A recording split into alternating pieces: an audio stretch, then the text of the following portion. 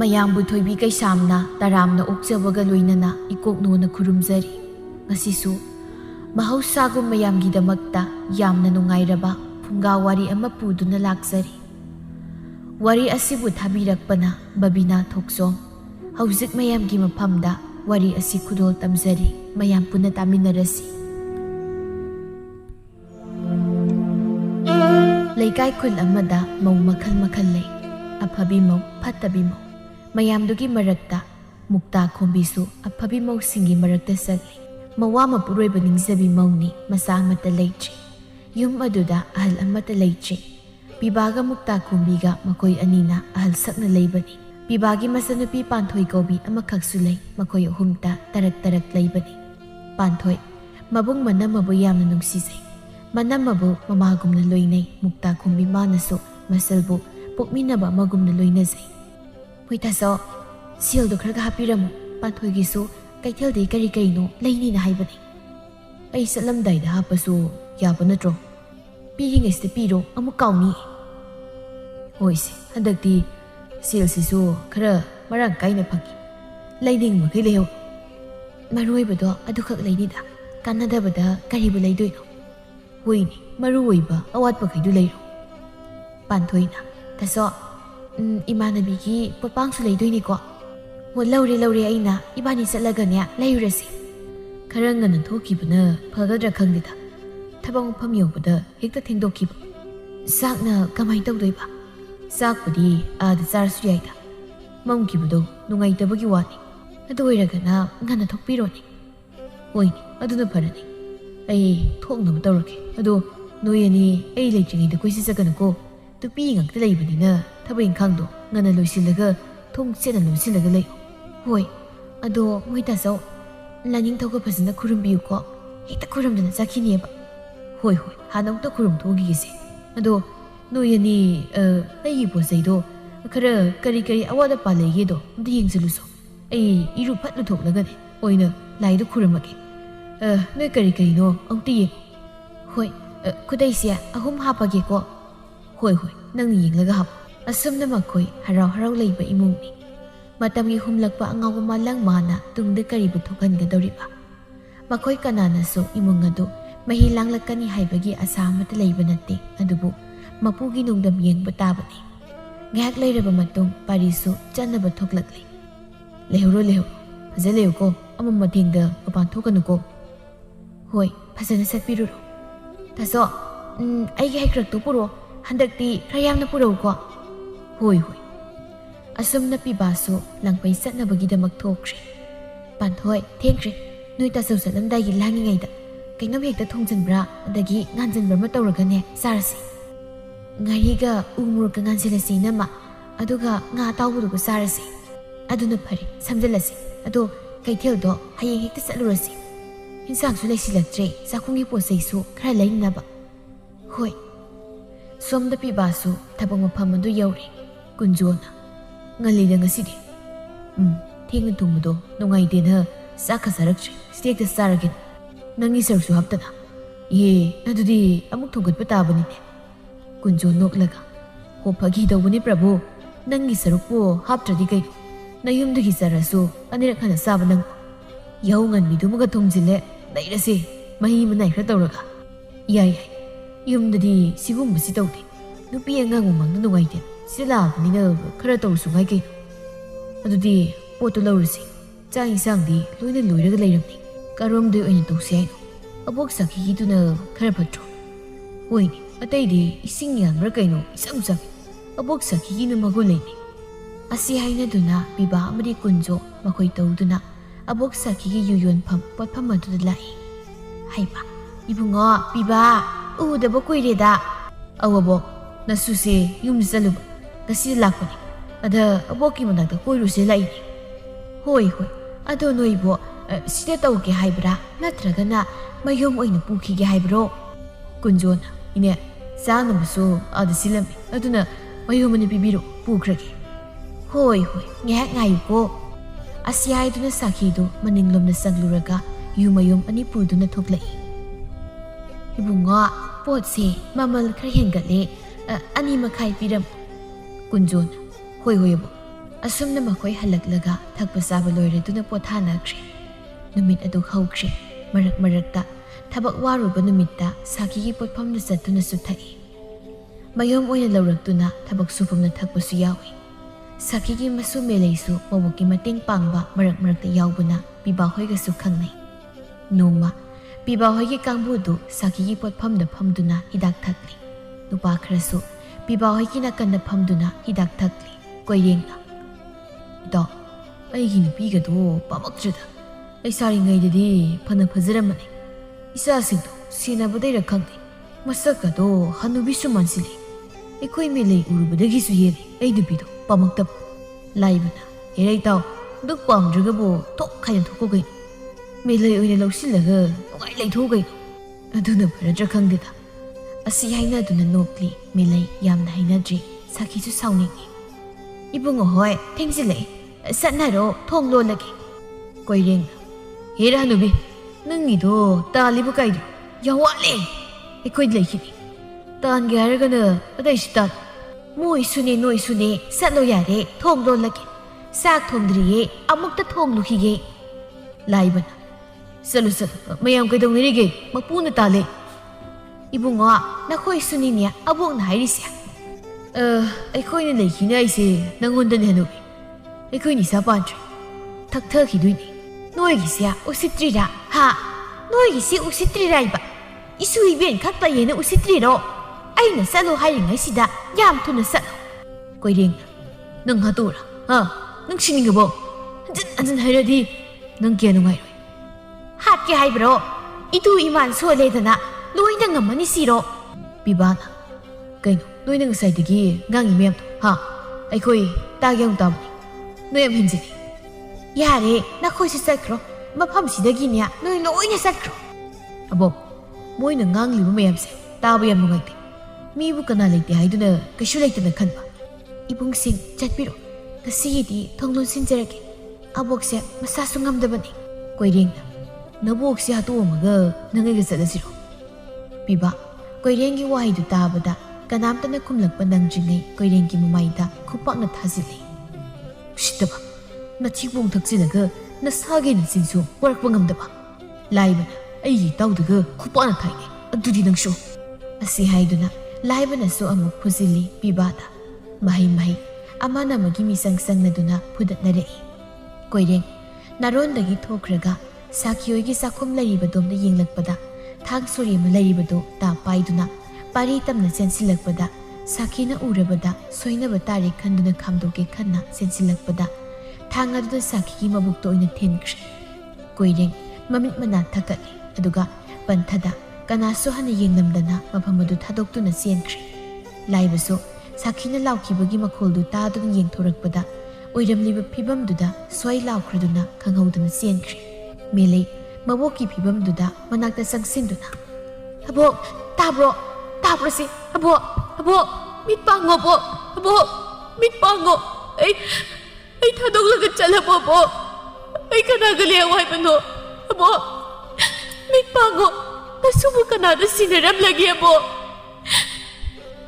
पिबा मिलेगी मतौदु येंबा ngamdraduna चल अबोकसे इखोई मयम थादोकलगा चक्र माले लाओ लेकाई खुल मयम थुमजलकलबदि इखोई लोइनो अमसिलकलनि मिहात पमोइदि सेख्रे लाओ चलसे इखोई गिनाक्ता वांगा कनो नोइनो थक्सिन चासिलगा मफम असिदा खनरकपदगी पुमनमक्सि थोकलिबने मखोइना पगबु थवाइ मंगलमदुना चेख्रेदना नोइ सोइबो तो लाओ ऐ सिंगिंग्रे लाओ ऐ बुसुआ लो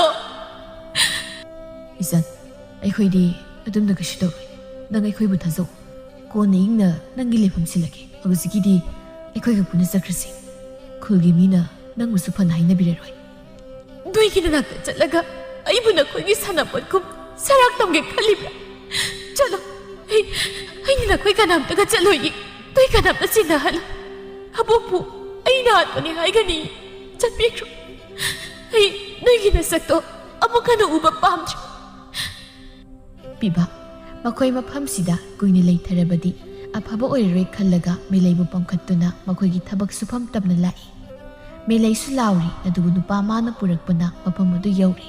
Ai musu halo. Nakoi sarak tamjingai aigi thawai si laubiro. Wahai gisa. Aikoi taklasu ngaurso adumna migi wakal khandamidu nati. Aboka nangagi mafamda kulgi mising yenglibu mitye. Hainariba wahai wata aikoi sulini khangi. Aduna thawdok aduna karigumba nangna mafamdu leirabadi nang kari oigani haiba ngamte. Aikoi siengrupsu yai adubu nangi kalaga aina mafamsida purakpani. Aikoi sunungaite abokto. Nang warabusana mafamsi lei. Nang mafamsi lei haiba aikoi kanamtan haidokoi. Melai taptharaduna mabukni nusina kaplakni. Abo nugai masak khangdana chalabro. Aigi punsise kanana sinarambagi abo. Ai nanga kaina bangamloi abo. Nanga kaina bangamloi abo. Pibasu nungai sadi adubo mafamduda thamlage khalli nupi masu. Nungmai khangkhangawdana makhoi thabak suminnaba labana melaibu namja namtheknaduna nupi oibigi ikai khumna manghange haiduna tawrami. Adubu piba mana khanglaktuna labaga makhut thoknarami. Makhoi mayamgi marakta amana amabu themsingaduna ingthanare.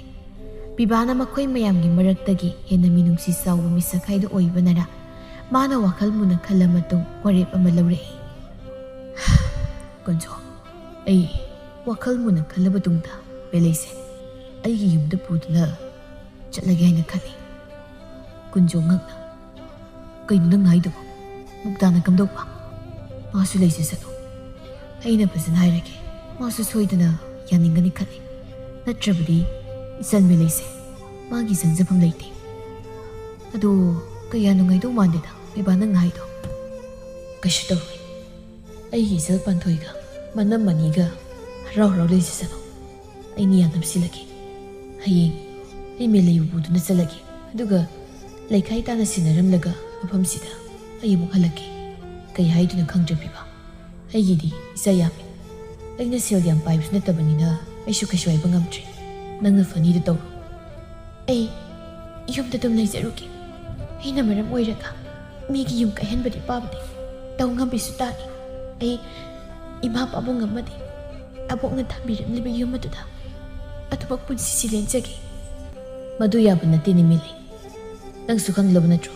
nupi nang kamdawna yumman atomtana pangani abok laringai oiradi warasu kaisu kudong sada boidi aduda maksu migi migyang changlibaduni mafam asida phau aikoi mayam leina nangoni yengli migyang umnamakse natomta lairigani hendoribani nang kaisu khangani oizaba thibani haina sukhangano nangi safanabagi damaktani aina hairibasi nang yadaba taw melai karisu hairakchi hausi oiriba magi phibamduda mana kamdawna kadaida kanaga kamaina leiba haiba ma karisu khangde pibana haribadumak yakibada tari asumna numit adu haukrabada piba melaibu puduna mayumlomda lai pibagi yum yaurakpada namidang wairam oirakle piba karibu thoklaga bakhanna ningsing mangsing yungi konthonglan silakle mukta namidang wairamgi duk maira katnabagi damak sumangda waitaiduna leirami thongalomda kanagumba khara changlakpaduda yengthorakpani nupi ma yawbu ubududa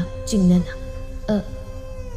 kanano madi piba kari haisigi haina khali kanano ba nupi se ai fazana ai nang amta phangatkino fazana ai di kaino nupi se kanano hairo haibane wari sam sangi isam sam hairabada nanaw nupi nangu pamdre nungsijra haiduna mamu silakpanate matang ni yadabagi purakpani oh aina singdani si sumne ai waigi mukta mase abok amaga maga khaktamuk leizabani maduda thawdok amadagi abuktu leikhitri magi ne haibada kanasu leitri nang mangona lana sukangano aina ningthina haiduna purakpani magi maram kaisu leite thokning ma thawdok thoksat thabak mafamna leiriba mayamdu nupi si pudraga moi tana pubirakliba sidi nupi sida nangna kari tawrage ha oktabli chattalurabraba piba mukta da khupakna thazili ai adugu mi manbra nang ai gul khangdabra sukkoina loinarakpa nang ai nang nagi lisat khangdabra ngasibo aina kanada kari akai bli chat pa yaukre ꯍꯥꯟꯅ ꯇꯧꯗ꯭ꯔꯕꯁꯨ ꯉꯁꯤꯗꯤ ꯑꯇꯣꯝꯕꯤ ꯑꯃ ꯄꯨꯗꯨꯅ ꯂꯥꯛꯅꯕ ꯅꯠꯇ꯭ꯔꯣ? ꯃꯣꯏ ꯇꯥꯔꯟ ꯅꯨꯄꯤꯁꯤ ꯄꯥꯝꯕꯒꯤ ꯅꯠꯇ꯭ꯔꯣ? ꯑꯗꯣ ꯌꯥꯝꯕ ꯅꯃꯥꯟꯅꯕꯁꯤꯡꯗꯨꯅ ꯂꯧꯗ꯭ꯔꯒ ꯅꯪꯅ ꯄꯨꯗꯨꯅ ꯂꯥꯛꯂꯤꯕꯁꯦ ꯃꯥ ꯌꯨꯝꯁꯤꯗ ꯆꯪꯍꯜꯂꯛꯄ ꯌꯥꯔꯣꯏ. ꯐꯖꯅ ꯍꯥꯏꯕꯗꯤ ꯌꯥꯗ꯭ꯔꯕ ꯅꯠꯇ꯭ꯔꯣ? ꯃꯥꯕꯨ ꯌꯨꯝꯁꯤꯗ ꯄꯨꯁꯤꯟꯕꯗ ꯀꯅꯥ ꯊꯤꯡꯕ ꯉꯝꯗꯣꯏꯅꯣ? ꯅꯪꯅ ꯄꯨꯁꯤꯟꯗ꯭ꯔꯕꯅꯤꯅ ꯑꯩꯅ ꯄꯨꯁꯤꯟꯕ ꯇꯥꯕꯅꯤ. ꯄꯥꯟꯊꯣꯏꯁꯨ ꯁꯥꯎꯅꯤꯡꯂꯗꯨꯅ ꯇꯥꯆꯧꯅ ꯈꯜꯂꯤꯁꯤꯕꯨ ꯀꯩꯅꯣ? ꯌꯨꯝꯁꯤꯗ ꯏꯅꯝ ꯑꯃ ꯂꯩꯅ ꯑꯣꯛꯇꯕꯤꯁꯦ ꯄꯨꯔꯛꯂꯤꯕꯁꯤ ꯀꯩꯒꯤꯅꯣ? ꯄꯥꯟꯊꯣꯏ, ꯋꯥ ꯃꯈꯥ ꯇꯥꯔꯅꯨ. ꯑꯩꯅ ꯐꯖꯅ ꯍꯥꯏꯔꯤꯉꯩꯁꯤꯗ ꯅꯣꯏ ꯇꯨꯃꯤꯟ ꯂꯩꯍꯧꯔꯣ. ꯁꯨꯝ ꯃꯈꯥ ꯇꯥꯅꯔꯛꯂꯕꯗꯤ ꯅꯣꯏ ꯑꯃꯇ ꯌꯨꯝꯁꯤ ꯂꯩꯕ ꯌꯥꯔꯣꯏ. ꯄꯤꯕꯥ ꯀꯅꯥꯒꯤ ꯋꯥꯁꯨ ꯇꯥꯗ ꯃꯦꯂꯩꯕꯨ ꯃꯣꯏꯒꯤ ꯀꯥꯗ ꯄꯨꯁꯤꯟꯒꯦ ꯇꯧꯏ. ꯑꯩꯒꯤ ꯀꯥꯗ ꯑꯇꯣꯞꯄ ꯀꯅꯥꯝꯇ ꯄꯨꯁꯤꯟꯕ ꯌꯥꯔꯣꯏ. ꯄꯨꯁꯤꯟꯒꯦꯁꯨ ꯑꯇꯣꯞꯄ ꯀꯥꯗ ꯄꯨꯁꯤꯜ. ꯃꯦꯂꯩꯕꯨ ꯄꯤꯕꯥꯅ ꯑꯇꯣꯞꯄ ꯀꯥ ꯑꯃꯗ ꯑꯣꯏꯅ ꯄꯨꯁꯤꯟꯗꯨꯅ ꯂꯩꯍꯜꯂꯤ. ꯄꯥꯟꯊꯣꯏ ꯃꯅꯝ ꯑꯃꯨꯛ ꯇꯥꯅ ꯀꯞꯇꯨꯅ ꯂꯩꯕꯗꯨ ꯌꯦꯡꯕ ꯉꯝꯖꯗꯦ. ꯄꯤꯕꯥ ꯃꯥꯁꯨ ꯈꯪꯏ ꯃꯥꯒꯤ ꯅꯨꯄꯤ ꯃꯨꯛꯇ ꯌꯥꯝꯅ ꯅꯨꯡꯉꯥꯏꯔꯝꯂꯔꯣꯏ ꯍꯥꯏꯕ. ꯑꯗꯨꯕꯨ ꯃꯤ ꯑꯃꯒꯤ ꯃꯤꯅꯨꯡꯁꯤ ꯌꯦꯡꯂꯒ ꯄꯨꯝꯅꯃꯛ ꯑꯁꯤ ꯄꯥꯡꯊꯣꯛꯈꯤꯕꯅꯤ. ꯏꯅꯝꯃ, ꯇꯣꯛꯑꯣ ꯀꯞꯀꯅꯨ. ꯑꯩ ꯅꯨꯡꯉꯥꯏꯇꯤꯌꯦ ꯏꯅꯝꯃꯅ ꯑꯗꯨꯃꯥꯏꯅ ꯀꯞꯄꯗꯣ. ꯃꯥꯅ ꯌꯨꯝꯁꯤ ꯂꯩꯔꯕꯁꯨ ꯃꯥ ꯀꯌꯥꯝ ꯅꯨꯡꯉꯥꯏ ꯂꯩꯒꯦ ꯌꯦꯡꯒꯦ. ꯑꯩ ꯇꯧꯒꯦ ꯌꯦꯡꯉꯨ. ꯌꯨꯝꯁꯤꯗ ꯂꯩꯕ ꯉꯝꯗꯅꯕ ꯇꯧꯒꯦ ꯌꯦꯡꯉꯨ. ꯄꯥꯟꯊꯣꯏ ꯑꯃꯗꯤ ꯃꯨꯛꯇꯥꯅ ꯁꯥꯎꯔꯤꯕꯁꯤ ꯑꯇꯩꯒꯤ ꯅꯠꯇꯦ. ꯐꯅ ꯈꯨꯗꯣꯡ ꯆꯥꯗ꯭ꯔꯕꯁꯨ ꯅꯨꯄꯤ ꯊꯤꯕ ꯅꯨꯄꯥꯁꯤꯒꯤ ꯃꯇꯨꯡ ꯏꯜꯂꯛꯄ ꯉꯝꯂꯤꯕ ꯑꯁꯤꯅꯤ.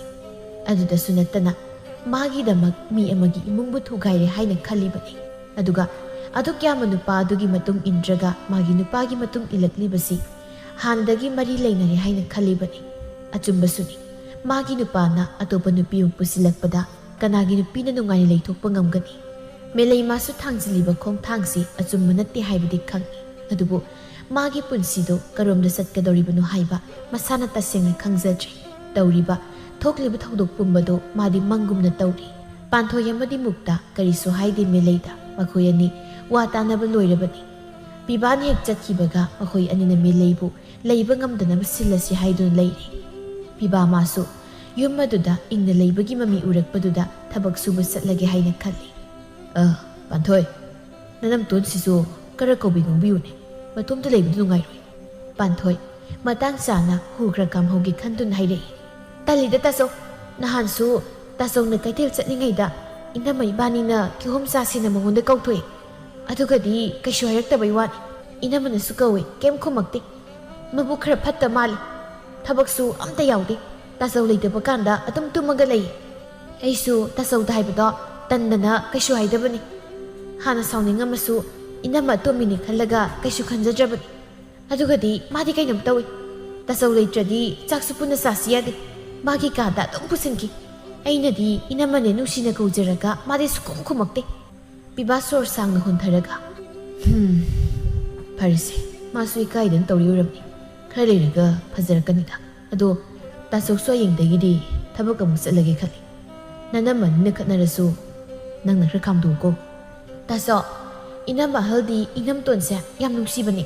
ꯑꯩꯉꯣꯟꯗꯁꯨ ꯑꯗꯨꯝ ꯍꯥꯏ. ꯏꯅꯝꯇꯣꯟꯅ ꯀꯩꯅꯣꯝ ꯏꯇꯧ ꯇꯧꯕꯒꯤ ꯑꯩꯈꯣꯏꯁꯨ ꯇꯟꯗꯅ ꯄꯥꯛꯅ ꯉꯥꯡꯅꯗꯕꯅꯤ. ꯑꯣꯏꯁꯦ, ꯇꯥꯆꯧꯅ ꯌꯨꯝꯗ ꯂꯩꯔꯣꯏꯗꯕꯅꯤꯅ ꯅꯪꯅ ꯈꯔ ꯐꯅꯕ ꯁꯤꯜꯂꯨ. ꯍꯣꯏ ꯇꯥꯆꯧ. ꯑꯁꯨꯝꯅ ꯅꯨꯃꯤꯠ ꯑꯗꯨ ꯍꯧꯈ꯭ꯔꯗꯨꯅ ꯄꯤꯕꯥꯁꯨ ꯊꯕꯛ ꯃꯐꯝꯗ ꯆꯠꯈ꯭ꯔꯦ. ꯄꯥꯟꯊꯣꯏ ꯃꯅꯝ ꯑꯍꯜꯕꯨ ꯀꯧꯗꯨꯅ ꯏꯔꯥꯡ ꯍꯧꯔꯛꯏ. ꯏꯅꯝꯃ ꯇꯥꯕ꯭ꯔꯣ? ꯏꯅꯝꯃꯧ, ꯑꯝꯇ ꯊꯣꯛꯂꯛꯑꯣ. ꯃꯦꯂꯩ ꯃꯄꯥꯟꯗ ꯇꯞꯅ ꯊꯣꯛꯂꯛꯏ. ꯀꯩ ꯍꯥꯏꯒꯦ ꯄꯥꯟꯊꯣꯏ? ꯑꯩꯅ ꯏꯅꯝꯃ ꯀꯧꯖꯔꯒ ꯅꯨꯄꯥ ꯐꯥꯕꯤ ꯅꯪꯅ ꯀꯩꯗꯧꯕꯩ ꯊꯣꯛꯂꯛꯏꯕ? ꯏꯅꯝꯃ ꯍꯥꯏꯅ ꯀꯧꯕꯗꯨꯗ ꯑꯩ ꯑꯣꯏꯔꯕꯣꯏ ꯅꯤꯡꯉꯨꯕꯅꯤ. ꯅꯪꯉꯣꯟꯗꯗꯤ ꯀꯩꯒꯤ ꯏꯅꯝꯃ ꯀꯧꯗꯣꯏꯕ ꯑꯩꯗꯤ? ꯅꯪꯕꯨ ꯀꯅꯥꯅ? ꯌꯨꯝꯁꯤ ꯀꯔꯤ ꯑꯣꯏꯔꯤꯒꯦ? ꯑꯩꯁꯨ ꯅꯪꯒꯤ ꯅꯅꯝꯃꯅꯤ ꯄꯥꯟꯊꯣꯏ. ꯍꯣꯏ, ꯑꯩꯁꯨ ꯈꯪꯏ ꯅꯣꯏ ꯁꯥꯎꯅꯤꯡꯉꯝꯒꯅꯤ ꯍꯥꯏꯕ. ꯑꯗꯨꯕꯨ ꯑꯩꯁꯨ ꯋꯥꯈꯜ ꯈꯟꯊꯕꯒꯤ ꯃꯇꯝ ꯂꯩꯍꯧꯗ꯭ꯔꯤ. ꯃꯤꯠꯃꯥꯡꯗ ꯊꯣꯛꯈꯤꯕ ꯃꯪꯒꯨꯝꯕ ꯊꯧꯗꯣꯛ ꯃꯌꯥꯝꯗꯨꯅ ꯇꯁꯦꯡꯅ ꯑꯩ ꯋꯥꯈꯜ ꯈꯟꯕ ꯉꯝꯍꯧꯗꯕꯅꯤ. ꯍꯣꯏ, ꯌꯥꯖꯔꯦ. ꯁꯦꯝꯖꯤꯟ ꯁꯥꯖꯤꯟ ꯋꯥꯔꯤ ꯃꯌꯥꯝ ꯂꯤꯔꯒ ꯑꯩꯅ ꯄꯪꯊꯔꯅꯤ ꯁꯤꯔꯣ? ꯑꯌꯣ. ꯍꯣꯏ ꯏꯅꯝꯃ, ꯁꯤꯒꯤ ꯑꯣꯛꯇꯕꯤꯁꯤꯅ ꯂꯤꯔꯤ ꯋꯥꯔꯤꯁꯦ ꯑꯝꯇ ꯇꯥꯔꯨ ꯂꯥꯎꯕ. ꯌꯥꯝ ꯅꯣꯛꯅꯤꯡꯉꯦ ꯃꯤ. ꯃꯦꯂꯩ ꯀꯩꯁꯨ ꯈꯨꯝꯗ ꯇꯨꯃꯤꯟ ꯂꯨꯞꯊꯗꯨꯅ ꯂꯩ. ꯃꯨꯛꯇ ꯏꯃꯨꯡꯗꯒꯤ ꯄ꯭ꯔꯞ ꯊꯣꯛꯂꯛꯇꯨꯅ ꯃꯦꯂꯩꯕꯨ ꯂꯨꯁꯝꯗꯨꯗꯒꯤ ꯍꯦꯛꯇ ꯐꯣꯏꯔꯛꯏ. ꯑꯗꯨꯒ ꯃꯆꯤꯟꯗꯁꯨ ꯑꯁꯨꯝꯅ ꯍꯥꯏꯔꯤ. ꯅꯪꯅ ꯁꯝꯗꯣ ꯑꯝꯇ ꯐꯣꯏꯒꯦ. ꯅꯍꯥꯟꯈꯩ ꯐꯨꯅꯤꯡ ꯈꯥꯡꯂꯒ ꯂꯩꯕꯅꯤ. ꯏꯋꯥꯔ ꯃꯤꯋꯥꯔ ꯈꯪꯗꯕꯗꯣ ꯆꯠꯈꯤꯕ ꯉꯥꯏꯕꯅꯤ. ꯉꯁꯤꯗꯤ ꯏꯈꯨꯠꯁꯤ ꯄꯦꯟꯅ ꯑꯝꯇ ꯐꯣꯏꯗꯠꯀꯦ. ꯐꯣꯏꯗꯠꯂꯣ ꯏꯅꯝꯃ. ꯏꯀꯥꯏ ꯈꯪꯗꯕꯤ ꯃꯤꯒꯤ ꯃꯋꯥ ꯃꯨꯟꯕꯤꯁꯤ. ꯏꯆꯦ ꯊꯥꯗꯣꯛꯑꯣ. ꯑꯝꯇ ꯊꯥꯗꯣꯛꯄꯤꯌꯨ ꯏꯆꯦ. ꯑꯩ ꯁꯤꯔꯦ. ꯏꯆꯦ, ꯑꯃꯨꯛꯇ ꯊꯥꯗꯣꯛꯄꯤꯌꯨ ꯏꯆꯦ. ꯀꯅꯥꯒꯤ ꯏꯆꯦ? ꯀꯩ ꯊꯥꯗꯣꯛꯄ? 이쿠치 삐는 보이게 ꯅꯋꯥꯗꯣ ꯂꯩꯇ꯭ꯔꯤꯉꯩꯗ ꯅꯔꯨ ꯆꯤꯛꯅ ꯀꯣꯛꯊꯣꯛꯀꯦ ꯅꯪ ꯃꯦꯂꯩꯁꯨ ꯄꯪꯅꯣꯛꯇꯤ ꯅꯣꯛꯇꯕꯅꯤ ꯃꯤꯒꯤ ꯃꯀꯥꯗ ꯌꯦꯠꯂꯨꯕꯒꯤ ꯑꯗꯨꯛ ꯇꯞꯊꯕꯅꯤ ꯏꯪ ꯇꯞꯄꯤ ꯑꯣꯏꯔꯕꯁꯨ ꯁꯥꯎꯔꯛꯂꯕꯗꯤ ꯇꯨꯃꯤ ꯂꯩꯊꯣꯛꯄ ꯉꯝꯗꯦ ꯃꯥꯅ ꯉꯝꯗꯦ ꯍꯥꯏꯗꯨꯅ ꯃꯤꯒꯤꯗꯤ ꯑꯅꯤ ꯁꯨꯔꯤꯕꯅꯤꯅ ꯍꯦꯟꯖꯤꯟꯕꯗꯤ ꯉꯝꯂꯣꯏ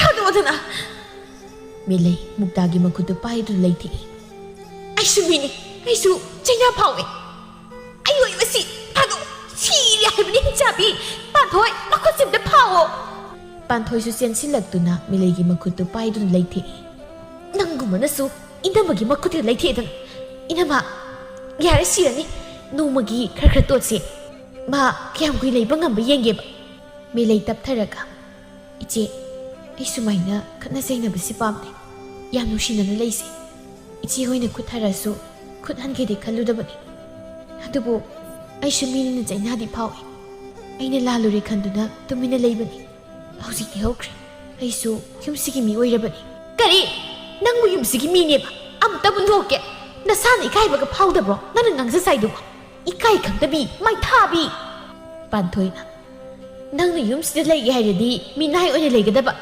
ꯃꯤꯅꯥꯏꯅ ꯃꯄꯨ ꯁꯥꯒꯦ ꯈꯜꯂꯗꯤ ꯅꯁꯝꯗꯣ ꯌꯥꯎꯖꯔꯣꯏꯒꯦꯗꯅꯤ ꯀꯥꯟꯅꯗꯤꯅꯃ ꯆꯥꯛ ꯇꯨꯝ ꯊꯣꯡꯂꯒ ꯆꯥꯊꯣꯛꯎꯁꯤ ꯑꯁꯤ ꯍꯥꯏꯗꯨꯅ ꯃꯨꯛꯇꯥ ꯑꯃꯗꯤ ꯄꯥꯟꯊꯣꯏ ꯆꯥꯛꯈꯨꯝꯗ ꯆꯥꯛ ꯊꯣꯡꯕ ꯆꯪꯈꯤ ꯃꯦꯂꯩꯒꯤ ꯁꯔꯨꯛꯇꯤ ꯍꯥꯞꯇꯦ ꯃꯦꯂꯩꯁꯨ ꯊꯕꯛ ꯏꯪꯈꯥꯡ ꯇꯧꯗꯨꯅ ꯂꯩ ꯃꯣꯏꯒꯤ ꯃꯅꯥꯛꯇꯗꯤ ꯆꯪꯂꯨꯗꯦ ꯃꯥꯁꯨ ꯊꯋꯥꯏꯗꯤ ꯅꯨꯡꯉꯥꯏꯕ ꯅꯠꯇꯦ ꯃꯦꯂꯩ ꯆꯥꯛꯇꯤ ꯂꯥꯝꯂꯕꯅꯤ ꯑꯗꯨꯕꯨ ꯃꯥꯗꯤ ꯁꯨꯀꯧ ꯀꯧꯔꯛꯇꯦ ꯏꯅꯝꯃ ꯍꯥꯎꯇ꯭ꯔꯣ ꯏꯟꯖꯥꯡꯁꯦ ꯂꯣꯏꯅ ꯉꯝꯖꯟꯒꯦ ꯇꯧꯕꯅꯤ ꯂꯦꯝꯃꯦꯅꯦ ꯇꯧꯔꯤꯁꯤ ꯊꯪꯅꯕꯒꯤ ꯍꯨꯏꯗꯣ ꯂꯥꯛꯑꯒ ꯆꯥꯖꯁꯅꯤ ꯃꯄꯥꯟꯗ ꯊꯥꯔꯨꯁꯨ ꯃꯦꯂꯩꯁꯨ ꯆꯥꯛ ꯂꯥꯝꯂꯗꯨꯅ ꯆꯥꯛꯈꯨꯝꯗ ꯆꯪꯗꯨꯅ ꯌꯦꯡꯂꯨꯕꯗ ꯆꯥꯛ ꯑꯃꯠꯇ ꯂꯩꯔꯝꯗꯦ ꯃꯦꯂꯩ ꯁꯣꯔ ꯁꯥꯡꯅ ꯍꯣꯟꯗꯣꯛꯇꯨꯅ ꯆꯥꯛ ꯈꯔ ꯊꯣꯡꯂꯒ ꯆꯥꯒꯦ ꯈꯟꯗꯨꯅ ꯊꯣꯡꯅꯕ ꯇꯧꯔꯤ ꯃꯨꯛꯇꯥ ꯆꯪꯂꯛꯇꯨꯅ ꯀꯩꯅꯣ ꯅꯪꯅ ꯇꯧꯔꯤꯗꯣ ꯆꯦ ꯆꯥꯛ ꯂꯥꯝꯃꯦꯅ ꯇꯧꯕꯅꯤ ꯏꯆꯦ ꯍꯣꯏꯅꯁꯨ ꯈꯥꯛꯄꯤꯔꯝꯗ꯭ꯔꯦ ꯈꯤꯇ ꯊꯣꯡꯒꯦꯅ ꯇꯧꯕꯅꯤ ꯈꯥꯛꯇ꯭ꯔꯤꯕꯗꯣ ꯅꯁꯥꯅ ꯈꯪꯗ꯭ꯔꯣ ꯃꯐꯝꯁꯤꯗ ꯅꯪꯒꯤ ꯅꯔꯜ ꯀꯔꯤ ꯂꯩꯒꯦ ꯑꯩꯒꯤ ꯏꯔꯜ ꯑꯃꯠꯇ ꯅꯪꯅ ꯁꯣꯛꯄ ꯅꯠꯇꯤꯛ ꯅꯠꯇꯦ ꯃꯦꯂꯩ ꯃꯨꯛꯇꯥꯒꯤ ꯋꯥꯍꯩ ꯈꯔꯗꯨꯗ ꯃꯈꯥ ꯇꯥꯅ ꯆꯥꯛꯈꯨꯝꯗꯨ ꯂꯩꯕ ꯉꯝꯗ꯭ꯔꯦ ꯃꯦꯂꯩ ꯃꯄꯥꯟꯗ ꯊꯣꯛꯈꯤꯗꯨꯅ ꯁꯨꯃꯥꯡ ꯑꯗꯨꯗ ꯐꯝꯂꯒ ꯋꯥꯈꯜ ꯈꯜꯂꯤ ꯑꯩꯅ ꯊꯥꯡꯂꯤꯕ ꯈꯣꯡꯊꯥꯡꯁꯤꯕꯨ ꯆꯨꯝꯂꯤꯕ꯭ꯔꯥ ꯅꯨꯃꯤꯠꯇꯨꯗ ꯂꯩꯀꯥꯏꯈꯨꯜꯒꯤ ꯃꯤꯑꯣꯏꯁꯤꯡꯗ ꯑꯁꯦꯡꯕ ꯆꯨꯝꯕ ꯄꯨꯝꯕ ꯍꯥꯏꯖꯔꯒ ꯏꯇꯣꯝꯇ ꯑꯣꯏꯔꯕꯁꯨ ꯂꯩꯔꯝꯂꯕꯗꯤ ꯏꯄꯨꯛ ꯊꯟꯗ꯭ꯔꯕꯁꯨ ꯃꯤꯒꯤ ꯃꯤꯁꯦ ꯌꯥꯎꯗ ꯆꯔꯥ ꯑꯃꯠꯇ ꯑꯣꯏꯔꯕꯁꯨ ꯏꯄꯨꯛ ꯊꯟꯅ ꯆꯥꯕ ꯉꯝꯂꯝꯒꯅꯤꯀꯣ ꯍꯧꯖꯤꯛꯇꯤ ꯑꯩꯒꯤ ꯌꯨꯝꯗꯨ ꯀꯔꯝꯅ ꯂꯩꯔꯝꯒꯅꯤ ꯈꯨꯜꯒꯤ ꯃꯤꯁꯤꯡꯗꯨꯅ ꯌꯦꯡꯁꯤꯟꯕꯤꯔꯝꯒꯗ꯭ꯔꯥ ꯏꯃꯥ ꯕꯥꯕꯥ ꯅꯈꯣꯏ ꯑꯅꯤꯅ ꯑꯩꯕꯨ ꯑꯃꯨꯛꯇ ꯁꯤꯟꯅꯔꯝꯂꯒ ꯉꯟꯅ ꯆꯥꯕꯨ ꯊꯥꯗꯣꯛꯇꯨꯅ ꯆꯠꯈ꯭ꯔꯒ ꯑꯕꯣꯛꯄꯨꯁꯨ ꯊꯨꯅ ꯀꯧꯁꯤꯟꯈ꯭ꯔꯤꯕ ꯀꯔꯤꯒꯤꯅꯣ ꯅꯆꯥꯒꯤ ꯆꯪꯖꯐꯝꯁꯤ ꯀꯅꯥꯗꯅꯣ ꯍꯧꯖꯤꯛꯇꯤ ꯑꯩ ꯃꯤꯒꯤ ꯌꯨꯝ ꯊꯨꯒꯥꯏꯕꯤ ꯃꯤꯒꯤ ꯃꯇꯩ ꯃꯅꯥꯎꯕꯨ ꯁꯤꯠꯅ ꯈꯥꯏꯅꯍꯟꯕꯤ ꯐꯠꯇꯕꯤ ꯍꯥꯏꯕꯗꯨ ꯑꯣꯏꯔꯦ ꯏꯃꯥ ꯈꯣꯡꯐꯝ ꯑꯁꯦ ꯑꯩꯅ ꯄꯥꯝꯅ ꯆꯪꯈꯤꯕꯗꯤ ꯅꯠꯇꯦꯀꯣ